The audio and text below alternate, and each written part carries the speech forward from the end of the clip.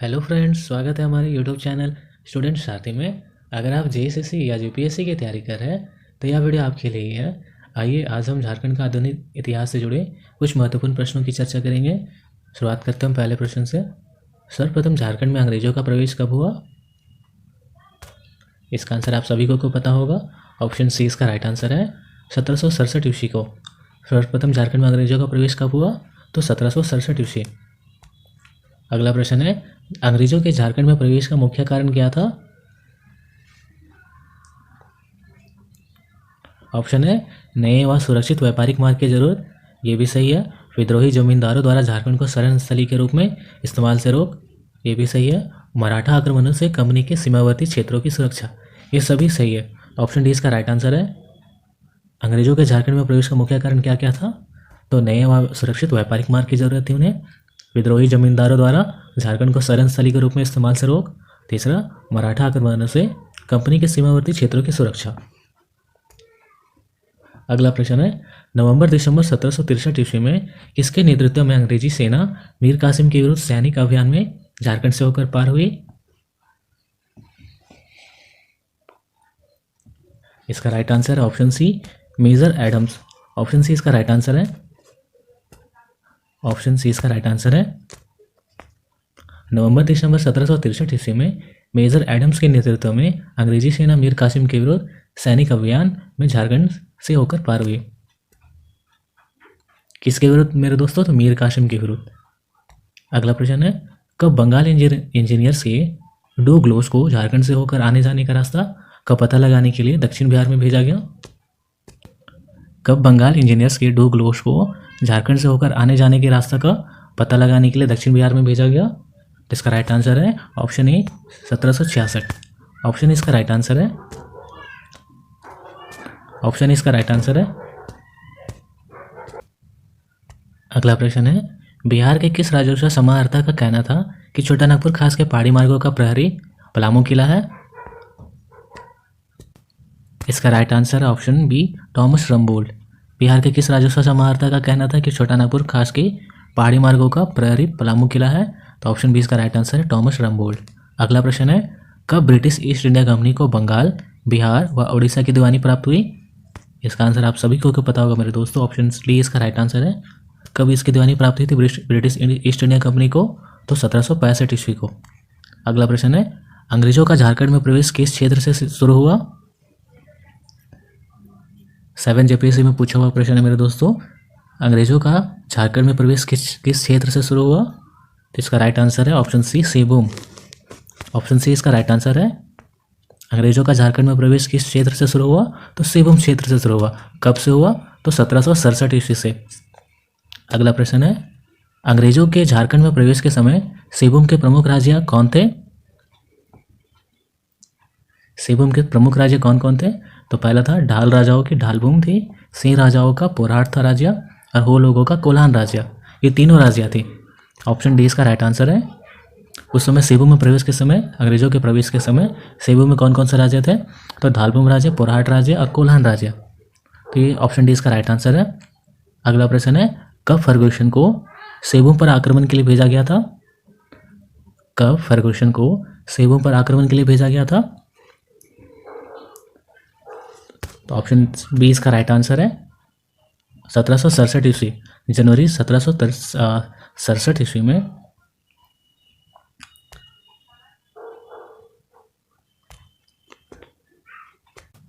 जनवरी 1767 ईस्वी को फर्ग्यूसन को सेबू पर आक्रमण के लिए भेजा गया था। अगला प्रश्न है, 22 मार्च 1763 को अंग्रेजों ने कहाँ के महल पर कब्जा कर लिया था? बहुत ही महत्वपूर्ण प्रश्न है मेरे दोस्तों। ऑप्शन ए इसका राइट आंसर है। 22 मार्च 1763 को अंग्रेजों ने कहाँ के महल पर कब्जा कर लिया था? तो घाटशिला के महल पर कब्जा कर लिया था। अगला प्रश्न है, जगन्नाथ ढाल ने कब अंग्रेजों के विरुद्ध विद्रोह कर दिया था? तो इसका राइट आंसर है ऑप्शन बी 1768 ईस्वी। ऑप्शन बी इसका राइट आंसर है। जगन्नाथ ढाल ने अंग्रेजों के विरुद्ध विद्रोह कब कर दिया था? तो 1768 ईस्वी को। अगला प्रश्न है, किसका विद्रोह ढाल विद्रोह के नाम से जाना जाता है?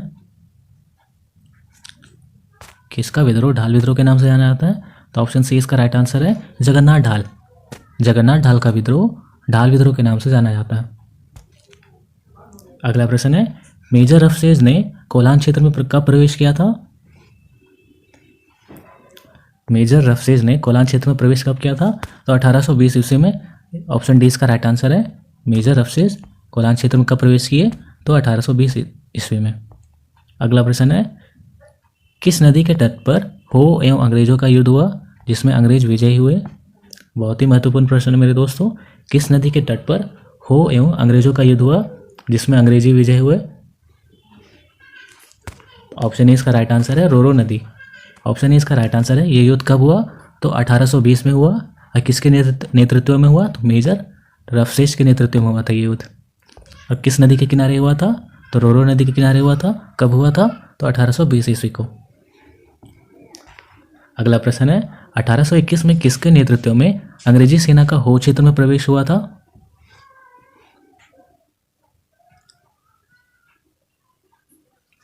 इसका राइट आंसर है option B, colonel Richard. Option B इसका राइट आंसर है। 1821 में कर्नल रिचर्ड के नेतृत्व में अंग्रेजी सेना का हो क्षेत्र में प्रवेश हुआ था। अगला प्रश्न है, 1831-32 के किस विद्रोह में हो लोगों ने खोलकर भाग लिया था? इसका राइट आंसर ऑप्शन डी, कोल विद्रोह। 1831-32 को कौन सा विद्रोह हुआ था? तो कोल विद्रोह हुआ था। अगला प्रश्न है, किस जनजाति ने गंगा नारायण सिंह तथा चुआड़ विद्रोही को हर संभव सहायता की? किस जनजाति ने गंगा नारायण सिंह तथा चुआड़ विद्रोहियों को हर संभव सहायता की? इसका राइट आंसर है ऑप्शन सी, हो को लड़ाका कुल भी कहा गया था इस विद्रोह के कारण। ऑप्शन सी इसका राइट आंसर है। किस जनजाति ने गंगा नारायण सिंह तथा चुआड़ विद्रोहियों को हर संभव सहायता किया? तो हो जनजातियों ने। अगला प्रश्न है, कैप्टन टी.एस. विल्किंसन की सलाह पर एक अंग्रेजी सेना कोलान में प्रवेश हुआ? कब हुआ? कब टी.एस. विल्किंसन की सलाह पर एक अंग्रेजी सेना कोलान में प्रवेश हुआ? ऑप्शन बी इसका राइट आंसर है। कब हुआ था? कब टी.एस. विल्किंसन की सलाह पर एक अंग्रेजी सेना कोलान में प्रवेश हुआ? तो ऑप्शन बी इसका राइट आंसर 1836 ईस्वी। ऑप्शन बी इसका राइट आंसर है। अगला प्रश्न है, कब कोलान क्षेत्र को एक नई प्रशासकीय इकाई बनाकर एक अंग्रेज अधिकारी के अधीन कर दिया गया? कब कोलान क्षेत्र को एक नई प्रशासकीय इकाई बनाकर एक अंग्रेज अधिकारी के अधीन कर दिया गया? इसका राइट आंसर है ऑप्शन ए, 1837 ईस्वी। ऑप्शन ए इसका राइट आंसर है। कोलान क्षेत्र को एक नई प्रशासकीय इकाई बनाकर एक अंग्रेज अधिकारी के अधीन कब कर दिया गया? तो 1837 ईस्वी। अगला प्रश्न है, ईस्ट इंडिया कंपनी को दीवानी प्राप्त होने के कितने वर्षों पश्चात कोलान पर अंग्रेजों का आधिपत्य स्थापित हो चुका? ईस्ट इंडिया कंपनी को दीवानी प्राप्त होने के कितने वर्षों पश्चात कोलान पर अंग्रेजों का आधिपत्य स्थापित हो सका? तो ऑप्शन बी इसका राइट आंसर है, 72 वर्षों के बाद। ईस्ट इंडिया कंपनी को दीवानी प्राप्त होने के कितने वर्षों के पश्चात कोलान पर अंग्रेजों का आधिपत्य स्थापित हो सका? तो 72 वर्षों के बाद। ऑप्शन बी इसका राइट आंसर है। अगला प्रश्न है, कब कंपनी ने अपने व्यापारिक हितों की रक्षा के लिए पोराट राज्य में हस्तक्षेप किया? कंपनी ने कब अपने व्यापारिक हितों की रक्षा के लिए पोराट राज्य में हस्तक्षेप किया? ऑप्शन सी इसका राइट आंसर है, 1773 ईस्वी में। 1773 ईस्वी में कंपनी ने अपने व्यापारिक हितों की रक्षा के लिए पोराट राज्य में हस्तक्षेप किए थे। अगला प्रश्न है, 1767 ईस्वी में पोराट के सिंह राजा जगन्नाथ सिंह चतुर्थ ने अपने विरोधी चचेरे भाई शिवनाथ सिंह के खिलाफ कहाँ ब्रिटिश रेजिडेंट से सहायता की याचना की थी? 1767 ईस्वी में पोराट के सिंह राजा जगन्नाथ सिंह चतुर्थ ने अपने विरोधी चचेरे भाई शिवनाथ सिंह के खिलाफ ब्रिटिश रेजिडेंट से सहायता के लिए कहाँ याचना की थी? ऑप्शन 20 का राइट आंसर है मिदनापुर। ऑप्शन 20 का राइट आंसर है। अगला प्रश्न है, किस वर्ष अंग्रेजों ने हो लोगों का दमन कर उन्हें पोराट नरेश की प्रभु सत्ता मानने और कर देने के लिए विवश किया था?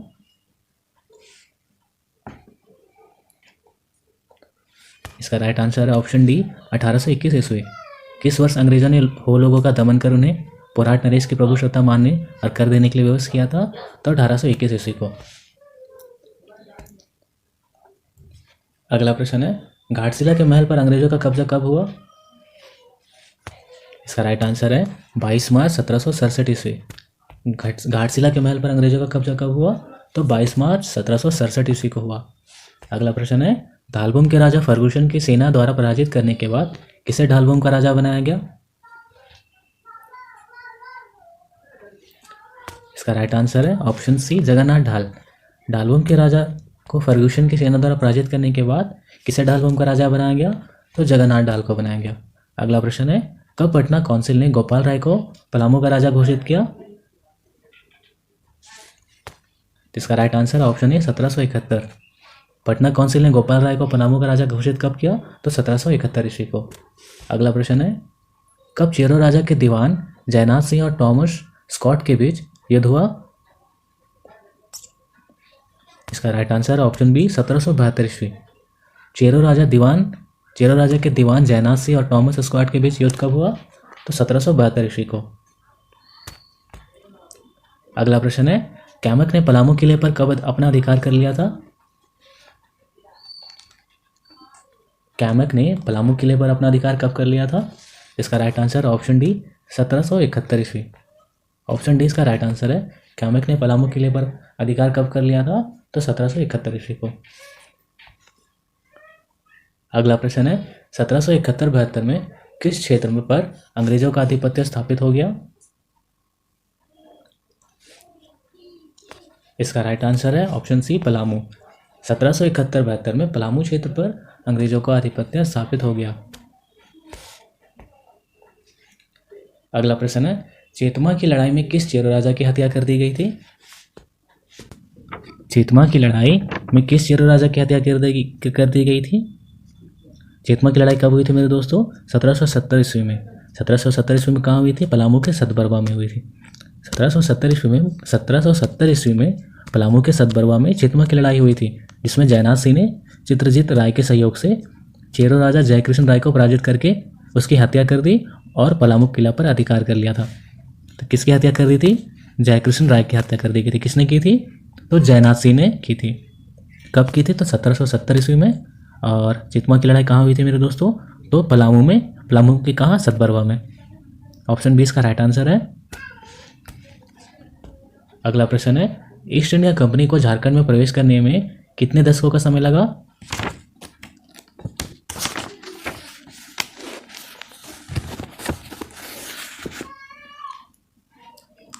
इसका right answer option C 7। Option C इसका राइट आंसर है। ईस्ट इंडिया कंपनी को झारखंड में प्रवेश करने में कितने दशकों का समय लगा? ऑप्शन सी इसका राइट आंसर है 7 दशकों, अर्थात 70 वर्षों का समय लगा। ईस्ट इंडिया कंपनी को झारखंड में प्रवेश करने में कितने दशकों का समय लगा? तो 7 दशकों का समय लगा, अर्थात 70 वर्षों का। ऑप्शन सी इसका राइट आंसर है। अगला प्रश्न है, राजमहल के उधवा नाला में अंग्रेजों के साथ किसका युद्ध हुआ था? राजमहल के उधवा नाला में अंग्रेजों के साथ किसका युद्ध हुआ था? इसका right answer option B Mir Qasim. Rajmahal के उधवा नाला में अंग्रेजों के साथ किसका युद्ध हुआ था? तो मीर कासिम। अगला प्रश्न है, सरायकेला राज्य की स्थापना किसने की थी? ऑप्शन सी इसका राइट आंसर है विक्रम सिंह। सरायकेला राज्य की स्थापना किसने की? तो विक्रम सिंह ने की।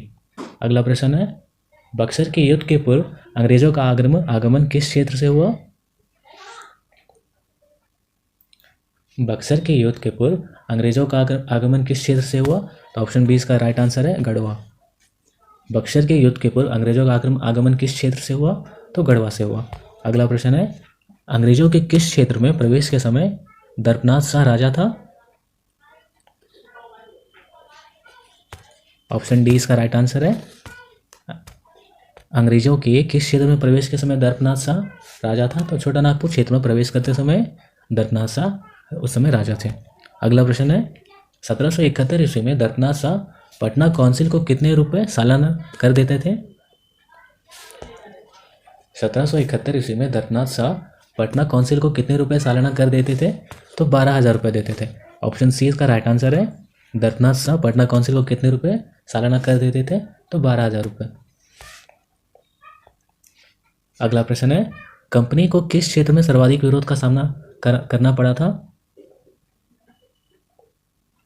कंपनी को किस क्षेत्र में सर्वाधिक विरोध का सामना करना पड़ा था ईस्ट इंडिया कंपनी को? ऑप्शन बी इसका राइट आंसर है रामगढ़। ईस्ट इंडिया कंपनी को रामगढ़ में सर्वाधिक विरोध का सामना करना पड़ा था।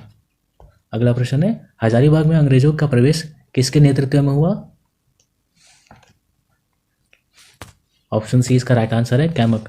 हजारीबाग में अंग्रेजों का प्रवेश किसके नेतृत्व में हुआ? तो कैमक के नेतृत्व में। अगला प्रश्न है, झारखंड क्षेत्र में पहला नागरिक प्रशासक कौन था? ऑप्शन बी इसका राइट आंसर है ट्विटले या चैपमैन। ऑप्शन बी इसका राइट आंसर है ट्विटले या चैपमैन। झारखंड क्षेत्र में पहला नागरिक प्रशासक कौन था? तो ट्विटले या चैपमैन। ऑप्शन बी इसका राइट आंसर है। अगला प्रश्न है, 1775 ईस्वी में प्रशासन हेतु वृहत योजना किसने प्रदान की? एक मिनट दोस्तों, यहाँ पर प्रिंटिंग मिस्टेक है। 1775 ईस्वी नहीं, 1778 ईस्वी में। 1778 ईस्वी में प्रशासन हेतु वृहत योजना किसने प्रदान की? तो ऑप्शन ए इसका राइट आंसर है रॉबर्ट ब्राउन। रॉबर्ट ब्राउन द्वारा 1778 ईस्वी में प्रशासन हेतु एक वृहत योजना प्रदान किया गया था। कब दिया था इसने योजना? 1778 ईस्वी। यहाँ पे प्रिंटिंग मिस्टेक है मेरे दोस्तों। 1778 ईस्वी में प्रशासन हेतु वृहत योजना किसने प्रदान की? तो रॉबर्ट ब्राउन ने। अगला प्रश्न है, झारखंड क्षेत्र में पहाड़ी असेंबली की स्थापना किसने की थी?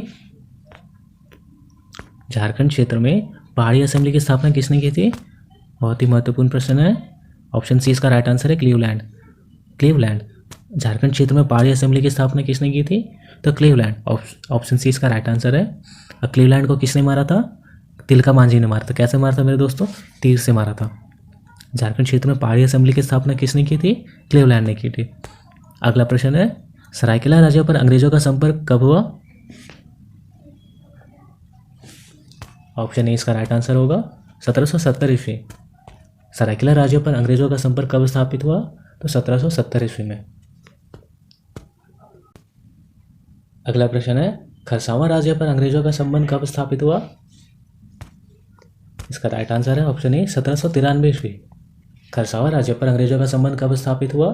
तो 1793 ईस्वी। और सरायकेला राज्य पर अंग्रेजों का संपर्क कब स्थापित हुआ? तो 1770 ईस्वी में। सरायकेला पर 1770 ईस्वी में और खरसावां पर 1793 ईस्वी में। अगला प्रश्न है, अंग्रेजों ने जब पहली बार झारखंड में प्रवेश किया उस समय झारखंड के विभिन्न क्षेत्रों में विभिन्न राजवंशों का शासन था। इन राजवंशों के उनके शासन वाले क्षेत्र के साथ सुमेलित करें, मिलान करना मेरे दोस्तों। कोल्हान में कौन शासक थे? तो हो लोग थे। और पुरहाट में कौन लोग थे? तो सिंह लोग थे। और धालभू में दाल जनजाति थे। तो ऑप्शन इसका राइट आंसर होगा। ऑप्शन ए इसका राइट आंसर होगा। कोल्हान में कौन लोग थे? तो हो थे। पुरहाट में सिंह थे। धालभू में धाल लोग थे। अगला प्रश्न है, मिदनापुर क्षेत्र में ईस्ट इंडिया कंपनी ने कब अपना आधिपत्य स्थापित किया? मिदनापुर क्षेत्र में ईस्ट इंडिया कंपनी ने कब अपना आधिपत्य स्थापित किया? तो ऑप्शन बी इसका राइट आंसर है 1760 ईस्वी। मिदनापुर क्षेत्र में ईस्ट इंडिया कंपनी ने अपना आधिपत्य कब स्थापित किया? तो 1760 ईस्वी को। यह आखिरी प्रश्न था मेरे दोस्तों। आज का सेशन यही समाप्त होता है। अगर वीडियो आपको अच्छा लगा हो तो लाइक शेयर और सब्सक्राइब जरूर करें ताकि झारखंड से जुड़ी हर एग्जाम की लेटेस्ट अपडेट सबसे पहले आपको मिले। वीडियो के अंत तक बने रहने के लिए धन्यवाद।